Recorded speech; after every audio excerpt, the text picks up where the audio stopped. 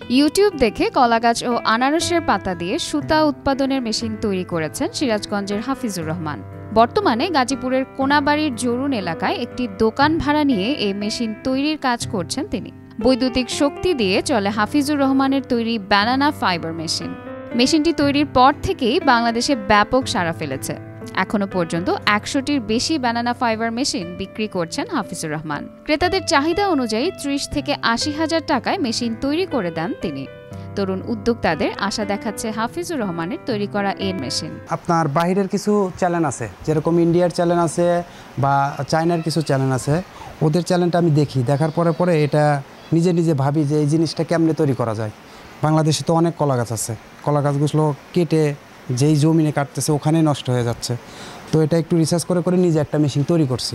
তৈরি করে এই সুতাগুলো উৎপাদন করতেছি। উৎপাদন করার পরে এই সুতাটা আমি শুকায়া একদম বেল বানাচ্ছি।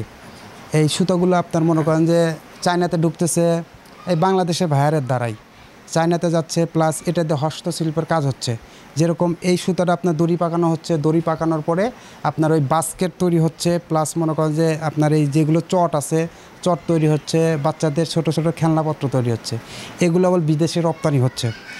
আর এটা মনে করেন যে মেশিনটা এর ক্যাটাগরি আছে।